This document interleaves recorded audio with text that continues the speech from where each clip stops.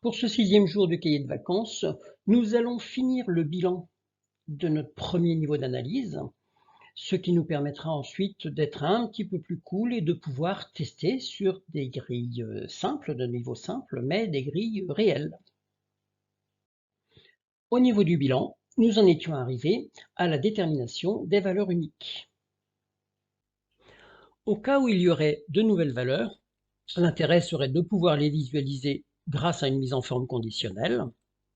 Pour cette mise en forme, ce que je vais faire, c'est que si effectivement j'ai une valeur dans la cellule, ici, je vais venir la comparer avec ce qui se passait à l'origine, donc soit sur la grille d'origine, soit sur la copie.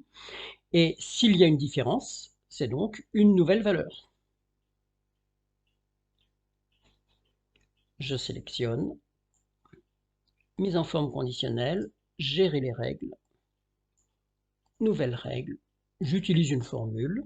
J'écris ma formule comme pour la cellule N110, ma première cellule en haut à gauche, celle qui est active, puisqu'on la voit, elle est en blanc en fait. Donc, égale N110, différent. Et là, je vais remonter, et j'ai dit que j'allais prendre par exemple N15. Évidemment, il faudra que ça s'applique sur toute la grille, et donc je vais passer en adressage relatif, pardon, pour que ça s'incrémente. Donc j'enlève les dollars qu'Excel m'a mis automatiquement. En termes de mise en forme, j'ai décidé que je faisais un remplissage en vert. OK, OK, parce que c'est une couleur qui va m'intéresser. Et je fais OK. Ça ne va rien changer actuellement, tout bonnement, parce qu'effectivement, je n'ai pas de nouvelles valeurs. Imaginons qu'ici, je vais écraser la formule, hein. Imaginons qu'ici, j'ai une nouvelle valeur. Vous voyez qu'elle passe automatiquement. Je reviens, inutile d'avoir une grille avec une formule effacée, ce serait un petit peu dommage. Donc voilà, j'ai fait une détection de mes nouvelles valeurs, et ensuite je peux faire la liste des possibilités. Donc la liste des possibilités, si je viens comparer avec la grille d'avant, si ma grille est vide, je vais venir concaténer les possibilités pour le 1, mettre un tiret, possibilité pour le 2, mettre un tiret, possibilité pour le 3, mettre un tiret. Donc en partant de N90, donc si vous regardez N90, on est dans le bilan de l'analyse. Possibilité pour le 1, tiret, pour le 2, tiret, pour le 3, tiret, etc. Par contre, si ici j'ai un choix unique, évidemment, j'afficherai ce choix. Voilà, je tire, je tire, je mets des bordures normales. Je vais effacer ça parce que ça va nous perturber un petit peu. Donc évidemment, c'est pas très beau. Pourquoi? Parce que il suffit de regarder la dernière colonne, c'est plus simple. Sur la dernière colonne, on voit vraiment tout ce qui se passe. Et donc, quand j'ai, comme il était indiqué ici, 8 possibilités, je retrouve mes 8 possibilités et je vois que ce sont en fait, toutes les possibilités sauf la une, etc., etc. Donc ça pourra me servir pour aider les débutants.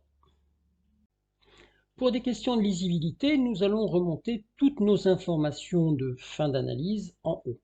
Donc nous avons la grille à résoudre, nous avions fait les doublons. Maintenant, nous allons remonter les nouvelles possibilités. Il me suffit de venir ici. Bon, je vais effacer déjà ce qui existe, hein. Voilà. Je viens ici, je fais égal. Et je vais aller chercher tout en bas. Donc j'étais sur les nouvelles possibilités. Je vais aller chercher tout en bas égal N110. Entrée. Je prends, je tire. Je prends, je tire. Je vais le mettre en noir, hein, j'ai plus besoin, j'avais un commentaire en rouge, je laisse comme ça. Et la liste, alors, je peux compter les possibilités ici, égal, c'est pareil, je peux venir soit les compter, soit aller directement chercher ce que j'avais déjà mis en local. Je l'ai. La liste des choix possibles, égal. je descends, je prends la première cellule, je n'ai plus là aussi qu'à tirer. Ce sera mieux de le faire ici. Donc égal N120. On va vérifier liste des choix possibles. N120, c'est bien ça. Pour mieux tirer les bonnes lignes, n'est-ce pas? Le nombre de choix possibles égale. Je vais les chercher, soyons fous. Voilà. Même chose, je prends, je tire. Je prends, je tire. Si je veux que ce soit plus joli ici, je vais dire bien séparer les deux, même si je ne lis pas tous les listes de choix possibles. Je viens mettre par exemple un tiret, donc je mets un apostrophe pour dire que c'est du texte. Je mets un tiret, voilà, ce sera assez discret. Et comme ça, en présentation, ce sera un peu plus sympathique. Donc voilà, je vais réduire un petit peu mon affichage. Je centre le tout pour que vous ayez tout sur l'écran. Et nous allons pouvoir faire des tests grandeur réelle.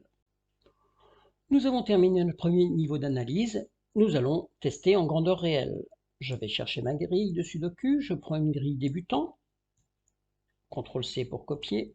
Je reviens, je me mets là et je colle les valeurs, ce qui m'évite de casser le beau fond jaune et les bordures. Il m'indique ici que j'ai de nouvelles possibilités, mais je les vois difficilement. Alors que si je vais voir en bas ce que j'ai préparé, je les distingue mieux puisqu'elles sont en couleur. Donc je vais faire la même chose en synthèse. Je viens sélectionner ici. Je fais mise en forme conditionnelle, nouvelle règle, puisqu'il n'y a pas de règle, utiliser une formule. Le même principe que tout à l'heure, égal à H2, différent de N2, donc différent de la grille à résoudre. Si c'est différent, j'affiche la possibilité sur fond vert. OK, OK. Voilà, c'est déjà plus simple de repérer les nouvelles propositions. Pour encore être plus visuel, je n'hésite pas à peaufiner et à remettre les bordures grasses pour pouvoir redistinguer les carrés élémentaires, ce qui me donne un repère supplémentaire. J'enregistre. Je suis ici, on me propose de mettre un 3, je mets un 3. On me propose un 6 à côté, je mets le 6. On me propose un 8, je mets le 8. On me propose un 7, je mets le 7. On me propose un 9 ici, je mets le 9. On me propose un 1. On me propose un 7 en dessous. On me propose un 5 au-dessus. On me propose un 4 ici. Un 2. Un 2. Un 1. Un 3. Un autre 3 ici. Un 4 au bout. Un 1 en dessous.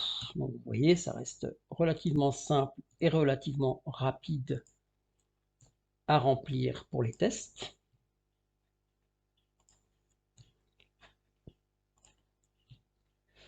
Et vous voyez que pour l'instant, sur une grille de niveau débutant, je vais quand même assez loin. Je ne sais pas si je vais la résoudre complètement, mais je vais quand même assez loin.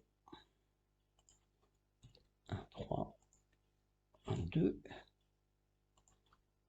un 7, 4, 7, 1, 5, 3, 6, jusqu'ici tout va bien, 4, 9, 8, 5, 4, 2, 8, 9, 9 et 8. Vous voyez que déjà, avec notre méthode, sur une grille simple, nous sommes allés au bout. Ça ne veut pas dire que nous irons au bout sur toutes les grilles débutants, mais c'est quand même déjà un bon pas. Faites le test vous-même, vous verrez que ça fonctionne. Faites le test avec d'autres valeurs débutants, d'autres grilles débutants. Faites le test, pourquoi pas, avec des grilles intermédiaires et vous verrez que là, on bloque quand même relativement vite. Il faudra donc qu'on aille un peu plus loin. Mais ce que vous constaterez, c'est que le fait de vérifier manuellement devient vite embêtant. Et donc, il est peut-être temps pour nous de reprendre un petit peu l'aspect ergonomie de façon à nous simplifier là aussi la vie pour le reste du tutoriel. À demain!